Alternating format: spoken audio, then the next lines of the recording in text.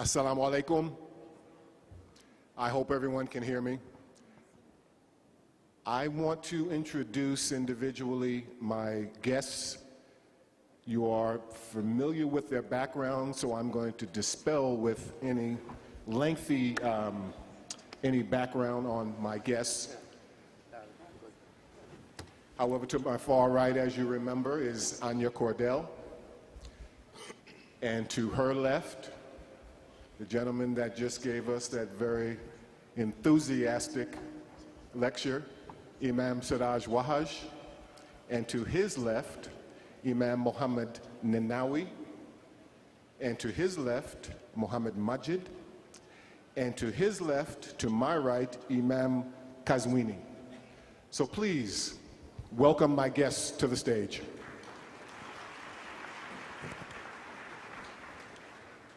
We've got quite a lot to talk about today, and I want to say initially that I'm very honored to be on a panel with such distinguished guests, and I'm going to get them going in just a minute. However, I want to say that I've been very impressed with this venue. I've been very impressed with what's been said here today. These comments have been very enlightening and very sobering at the same time. I've asked my guests before to be very brief with their responses so that we can get in more of your questions and hear more of their responses. Let me just start out by prefacing your remarks by saying that over the years I've been convinced that the new dialectic for the 21st century is a combination of involvement as well as dialogue. That's the new dialectic, what we're experiencing here today, and I hope this takes us to the next level. We've been, well, when I entertain this notion of dialogue as well as action, the first thing that pops up on my radar screen is the indigenous community and the history of how history has shaped the indigenous community and how the indigenous community entered into Islam. And I want to just start out my questions with Imam Siraj Wahhaj, because his theme for his presentation was things ain't good in the hood. And I want to ask him initially, who do we hold accountable for the condition that we're in? Who should we be approaching, and what types of ideas and concepts are on the table because things are not good in the hood? I think that's a great question. And on the one hand, we can always talk about the injustices of the past. That's there, it's true. And things have changed. Allah's blessed us, the African American community, to grow and to develop.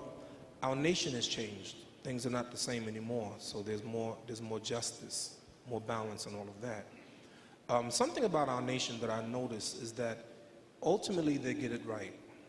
We have, if you look at the, I'll put it that way, things have changed. On the other hand, I have to look at ourselves and look at the facts. And this is not just black people, this is not just the hood, this is all over the place, but especially in the hood. Do you know that more illegal drugs are consumed than food? More illegal drugs than clothing, education, and health. You see, so Islam deals with all of that. So who's to blame? We also to blame. The people themselves are to blame. Now we can talk about all of the social ills of the society that make people drink. It's said that when unemployment is high, there's more drugs and all of that. I know that. But Muslims don't make excuses for that. So Allah give us the balance between doing for ourselves, being responsible for ourselves, that at the same time the Prophet said, كُلُّكُمْ رَاعٍ وَكُلُّكُمْ مَسْئُولٌ عَنْ رَعِيَّتِهِ الْإِمَامُ رَاعٍ. Every one of you is a shepherd and held accountable for your flock. The Imam, he's a shepherd. He's accountable, but the man is accountable. The mother is accountable. The father is accountable. Everybody is accountable. The president is accountable. The Congress is accountable. So I'm saying all of the above. What are our top 3 priorities? I would say education, economic development, and probably health. If I thought about it more, I'd probably give a more comprehensive answer, but definitely those three are way up there. Very good. Anya, you spoke very eloquently this morning, and we want to thank you for that. I hope that people are familiar with your background because it is very extensive, and you've written quite well on this idea of Islamophobia.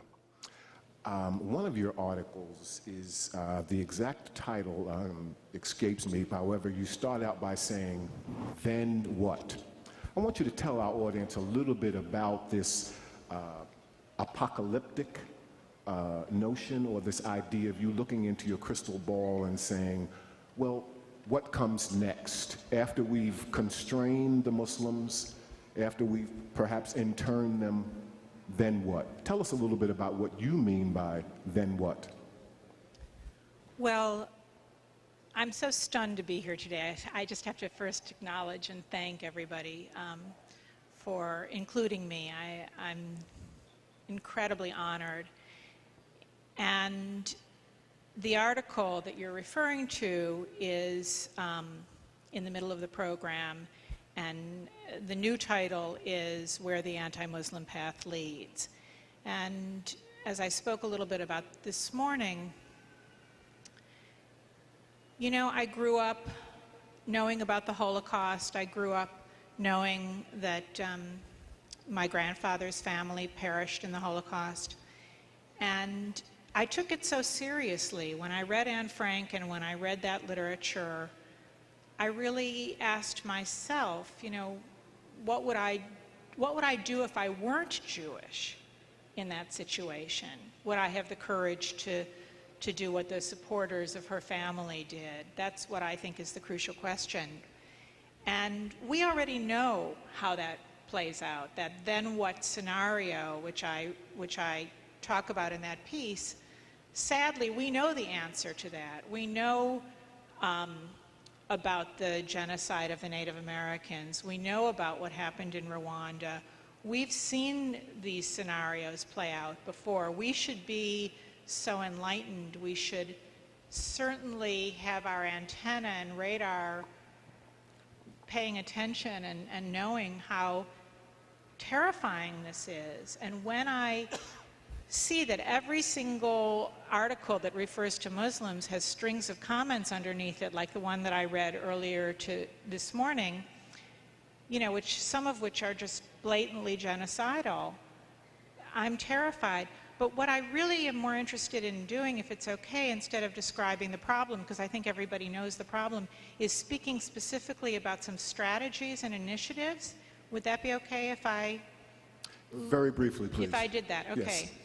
So those of you who have paper and pens, if you'll write down this email address, website rather, e-ir, which stands for International Relations, .info, e-ir.info. And if you Google my name, you'll come across an article, and toward the end of that article, I talk about some very specific initiatives. So I'm going to say this in, double time. When I said we should get into each other's lives and living rooms, that's hard to do, and then once you're in each other's living rooms, what are you going to talk about? I don't suggest you talk about politics or religion, maybe gardening and children. But another thing you can do is sharing events where you invite people to share music, poetry, anecdotes, stories, and the most remarkable things come out of those sharing events, and people get to know each other in a different way.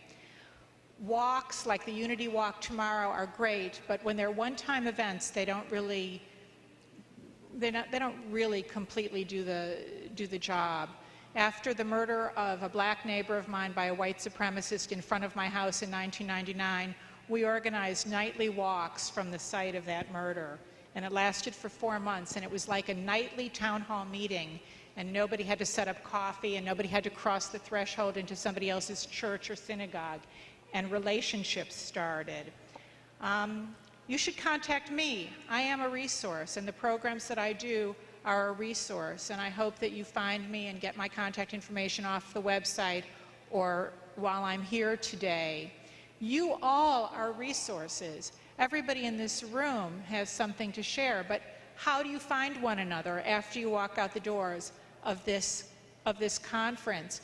When you organize meetings or conferences and you register, make sure that the organizer asks for just a short phrase, what are your special interests? And if I write down teasing and bullying, and 12 other people write down teasing or bullying, or 300 people, then we can find each other and we can work together around that. Very good. And I want to say just quickly, Jews and Muslims share many problems and issues. I can fight for that Muslims have the right to practice Sharia law, not as the civil law, but in the realm of their religion, because Jews practice halakhic law. Yes. And I can fight for halal because I can fight for kosher.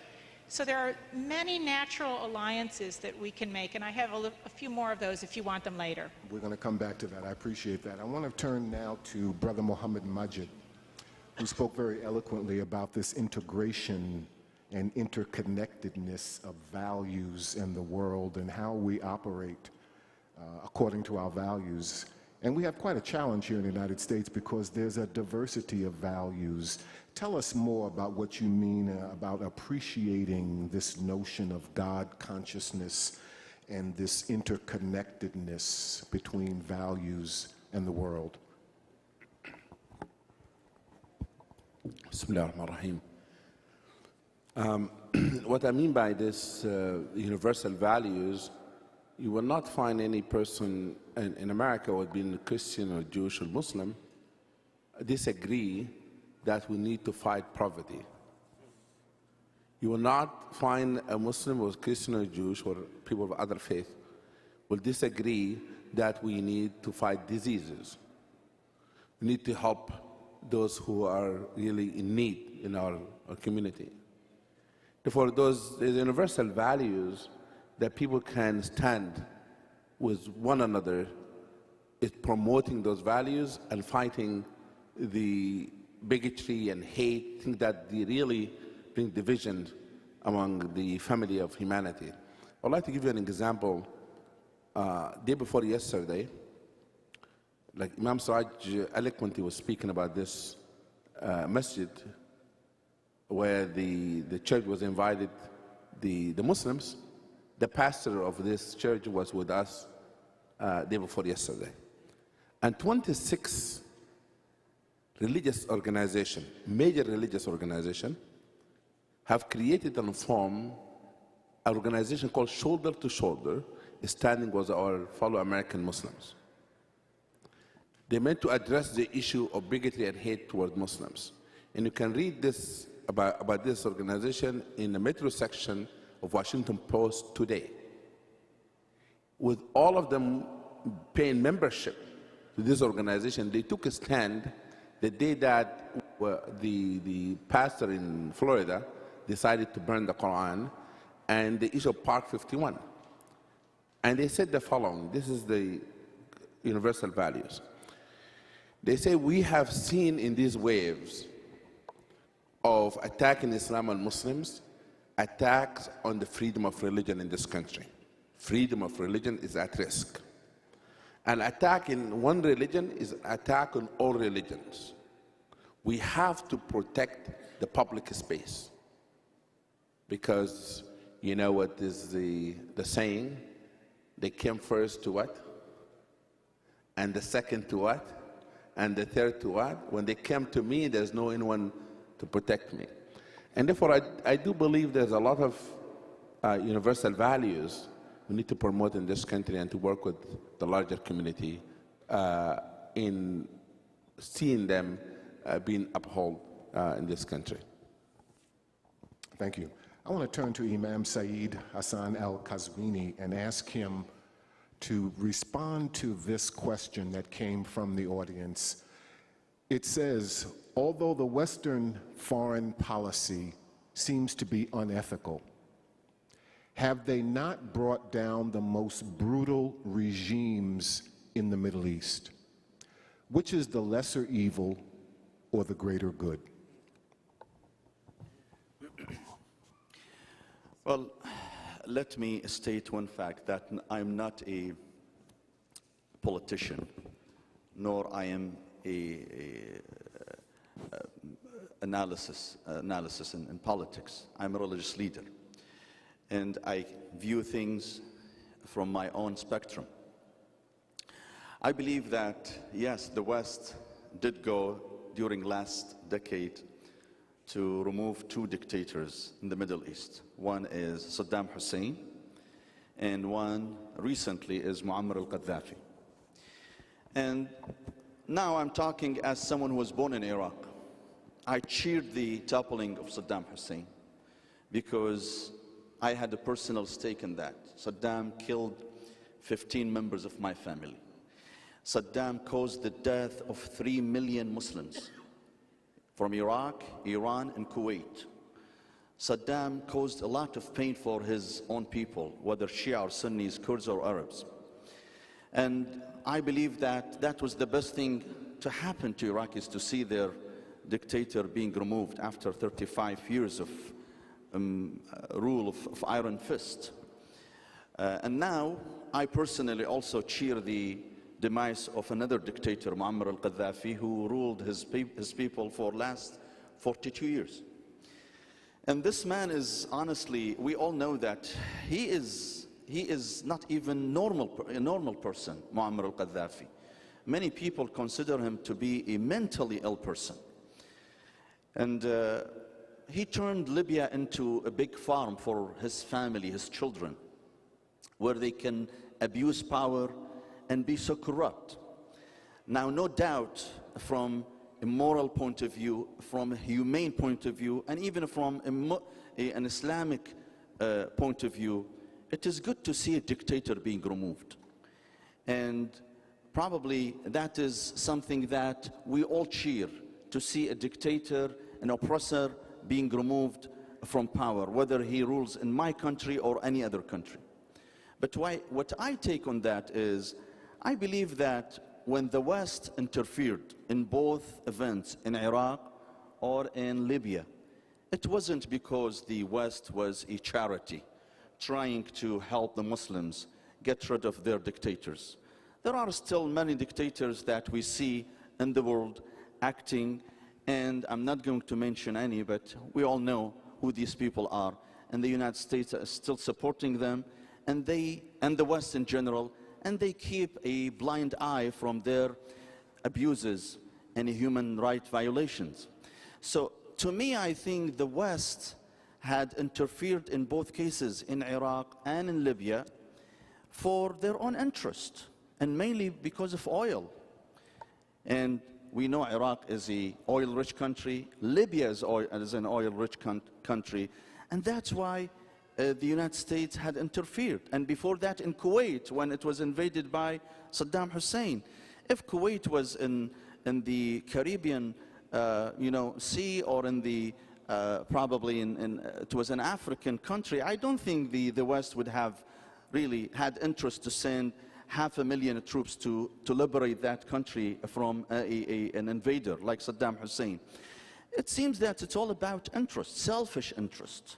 And now we see that the United States also is keeping a blind eye from many human violations in the Middle East and elsewhere, because that also would ensure their interest. So I think ultimately that, yes, we're happy to see dictators like Saddam Hussein and Muammar al-Gaddafi being removed, but we may question the ultimate cause and ultimate incentive behind removing them. Was this a social revolution or an Islamic revolution? Well, it could be both. It could be both. People in Iraq suffered for 35 years. In Libya, people have been trying to get rid of these dictators for so many years. And we Muslims have been taught not to surrender to the oppressors. وَلَا تَرْكَنُوا إِلَى الَّذِينَ ظَلَمُوا. This is very clear in the Quran. Despite the fact that some people try to manipulate the Quran and misinterpret the Quran by telling people you need to surrender to your ruler no matter what, as long as he confesses Shahada. I do not accept that. I believe Muslims have a duty, have a responsibility to change their own conditions. And Allah subhanahu wa ta'ala in the Quran says, إِنَّ اللَّهَ لَا يُغَيِّرُ مَا بِقَوْمٍ حَتَّى يُغَيِّرُوا مَا بِأَنفُسِهِمْ. Allah will not change a condition of certain people unless people themselves start to change their own conditions. Mohammed Ninowy, I want you to expand, and I want our listeners to remember that the purpose of this panel discussion is to allow them, to give them the luxury to be able to expand a little bit more upon their presentations here today. In that light, I want to ask Mohammed Ninowy about his Mohammed, a Model of Mercy presentation. When you spoke about light and the light in our lives, the light that we need in our lives, are you speaking about the word love and the concept of love when you speak about light? I don't hear, Imam Siraj, the word love in a lot of khutbahs. I do hear the word light. However, I'm trying to get to that, this idea of love and compassion that you spoke very eloquently about. Is this the missing concept in the Muslim life, this idea of love and confidence and love and relations between people? Absolutely. Look at Allah subhanahu wa ta'ala when he talks, when he addresses his creation, especially the human beings, Ya ayyuhan nas. Oh people, species we're talking about here. And Nabi sallallahu alayhi wa sallam, hadith اللي أخرجه الحاكم في المستدرك وصححه, كلكم لآدم وآدم من تراب. All of you, white, black, short, tall, rich, poor, whatever, PhDs, 3 PhDs, no PhDs, you're all from Adam. You all belong to a father. Islam stresses the sense of we're all one family. In other words, we may be different colors, different backgrounds, different visions and different ideas, but at the end of the day, we're all one people. Ya ayyuhan nas. And since we're all one people means it's one family. It means compassion. If you're good to those who are good to you, what good are you? Is this event here an expression of what you're talking about? I would like to make this event as a call to action to us, because it's, like I mentioned, we're very good at articulating principles, at articulating them in one of the best ways, and we're masters at that. We can write books and articles, but I think it's for us, not for everybody else. It's not that we have to show non-Muslims our principles. We first have to internalize them and live them and love them. We need to live compassion. We need not only to talk about it, but live it and love it and deal with it. It's easy to throw the blame and, oh yeah, sure, I mean, every day you have, tens of books depicting Muslims as, blah, blah, blah. And amazingly, all of a sudden, Muslim experts seem to be non-Muslims. And obviously, also you have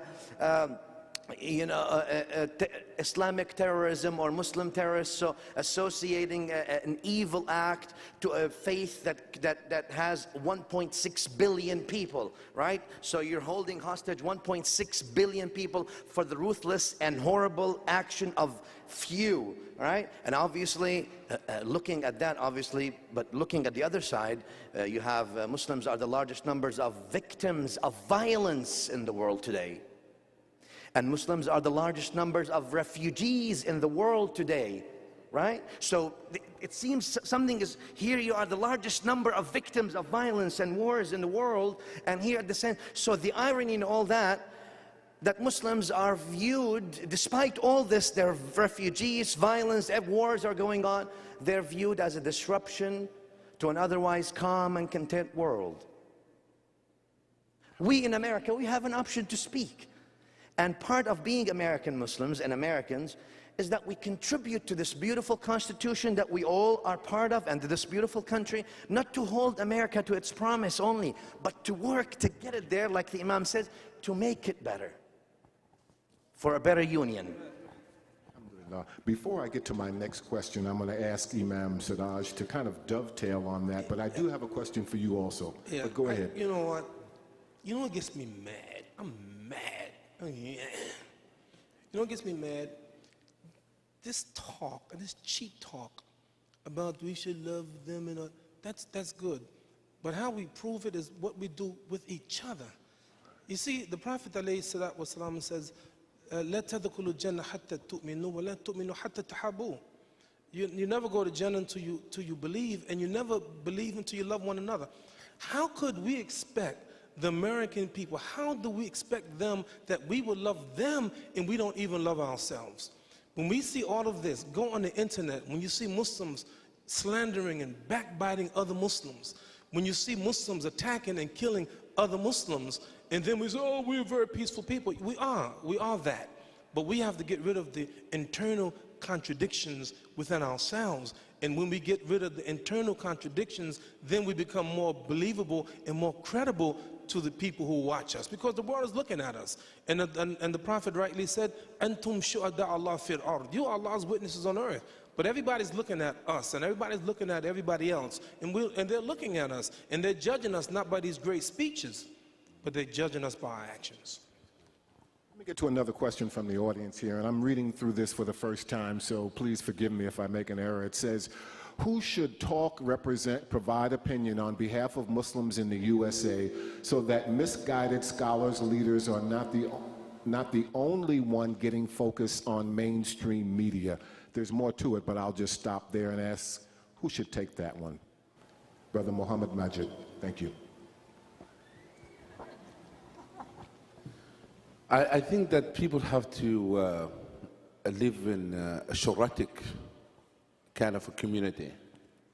If Imam Siraj will to be the one who be asked to speak, he will give a call to Imam Zayd to say, about to speak on this issue, what do you think?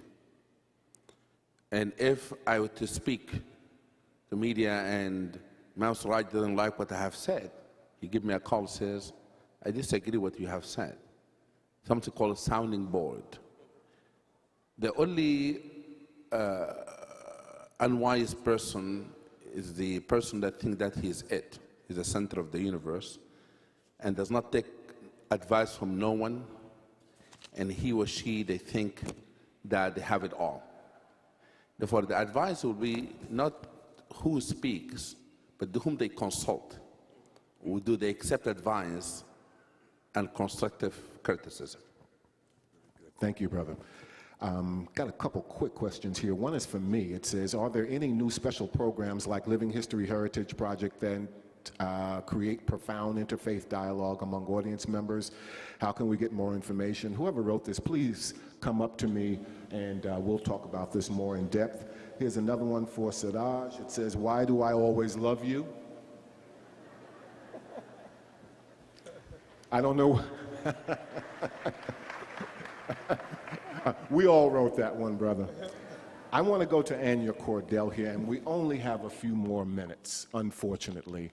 But Anya, you write very eloquently about the idea of appearance-isms, which relates to stereotypes and prejudices. Is this society which appearance is so very important, is this society hung up on appearance-isms? And I know that gets your hair on fire, but tell us more about... That's why I don't have much of it. Tell us why this concept is so appealing and compelling to you. And we only have a minute. Well, I grew up in a family that was so concerned with this issue that, you know, when you're a baby, you're part of that family, whether it's a religion or an ethnicity or a value system. You kind of have to subscribe to what they're teaching you, at least, you know, until you're a young adult or an adult. But eventually I began to realize this isn't where I wanted to spend so much of my energy and resource, and I didn't want to be judged on that basis. I didn't want to judge everybody else on that basis. I began to grapple with the issue and think we needed a word like racism or appearanceism or ageism. We needed that word. And everybody seems to understand it, appearance-based judging of ourselves and others. And yes, our society is obviously very deeply immersed in this too. But what I have discovered, which is kind of a wonderful, lucky accident, is that since everybody has experienced appearances, and we've all done it to somebody else, and we've all felt it done to us, it is a stepping stone to understand the injustice of all different forms of bias. So when you speak to anybody, when I speak to anybody and I say, do you like it when you're judged on the basis of appearance, when somebody's making a snap judgment, and you know that there's a disparity between who you know yourself to be versus who they think you are? No, I don't like that. So therefore, do you understand then how it feels to be judged on the basis of religion or religious garb or ethnicity or some other aspect, disability, or all of these gender or these different issues? I have just found it to be a wonderful tool, and that's why I think it's a great topic. And when we look at movies, they teach us what to believe. They teach us who the hero is and who the villain is based on appearance. And thus we are subtly and not so subtly indoctrinated. And we absorb that indoctrination, and that colors us. So what I learned as a child, I was so concerned with fashion. Now I understand we can be taught not just fashion, we can be taught fashionable attitudes. Some of those attitudes are very dangerous, but we buy into them just the way we buy into what style of blue jeans we should be wearing this year. That's exactly right. Thank you. And I think we're going to have time for one more question for Brother Mohammed and Ninowy here. The question is, or maybe it's a comment, so please comment on this statement here. The Muslims on the individual and institutional levels are waiting for others to come to them. The needed approach is to go out to them in homes, schools, churches, and present their views with regard to the current issues. Obviously, it's a comment, so what's your response? Being proactive.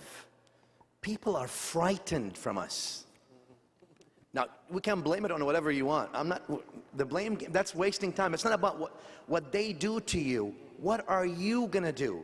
How are you going to react? What are you going to do tomorrow to Islam? We always ask, we always want Islam to give us. And the question is, and we know that it's a famous quote, what have you done for Islam and Muslims lately? What have you done for humanity lately? Last week, what have you done for humanity? That's a question we ought to ask ourselves. We can't shift the blame. Oh, it's the media problem. I just I said all these things about media experts, but it's not to shift the blame. That's a long story and it's an easy getaway. What are we going to do about this? Al-Quran insists that we only have ourselves to work and we're accountable for our own deeds. People are frightened by whatever ideas. They don't want you to hand them a brochure that's written 300 years ago. They want to see Islam in action. They want to see a beautiful smile and a hand that extends and cares genuinely about the well-being of not only yourself and your family and your center, but every single one on earth, not only in your country. Our mosques ought not to be a mysterious spots of suspicion, but they ought to be a buzzing activities of neighborhood functions. We have nothing to hide. But that means also we stand self-corrected. We've got a lot to clean up on. We are like anybody else, like any other social fabric. We've got the good, the bad, and the ugly. That's a fact. Let's work out our differences, like everyone here said. All right? And then once we internalize and internalize compassion within us, we can offer it to others. We're concluding this portion of the program here. I'm going to give each of you 10 seconds for a diagnosis. Give me a diagnosis of our community and our nation, where we are right now. 15 seconds. Anya, please start. We're in a very dangerous moment. We have to work very, very hard together. We have to strategize. If hate is the problem, how can hate possibly be the solution? I think we have to be creating opportunities where we dig in and not just talk philosophy, but talk real strategic thinking. Imam Siraj. To borrow from the Bible, my people are destroyed because of lack of knowledge. And our prophet, peace and blessing be upon him, told us of a prophet that was beaten by his people. And he wiped the blood from his face. And he said, Allahumma ikfir li qawmi fa innahum la ya'lamun. Oh Allah, forgive my people because they do not know. We have to take the time to get out there and help them, help us to know by sharing the message. Alhamdulillah. Mohammed Ninowy. I think as far as the community, our American Muslim community is great. We've got lots of potential, lots of great people, and everyone is a jewel. And we anticipate and await and expect their positive contribution to themselves and to the whole world. And as far as the country, I think we live in a great country. America is a beautiful country. It's a thinking nation with the capacity to change. Mohammed Magid. I think the issue is between the people who are driving the issue to be inclusive or exclusive. And at the end of the day, I hope that the people who want to be inclusive is to include people who are exclusive, it to be inclusive. America is a ship sailing in the ocean. A few years ago, a guy named George W. Bush came and caused a big hole in the ship. And the water now is coming in. The captain of the ship, who is often called Muslim, is calling for help.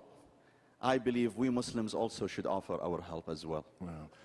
Join me in thanking my guests here, Imam Kazwini, Mohammed Magid, Mohammed Ninowy, Imam Siraj Wahhaj, and Anya Cordell. Thank you very much. I hope you're enjoying this conference as much as I am. Assalamu alaikum wa rahmatullah.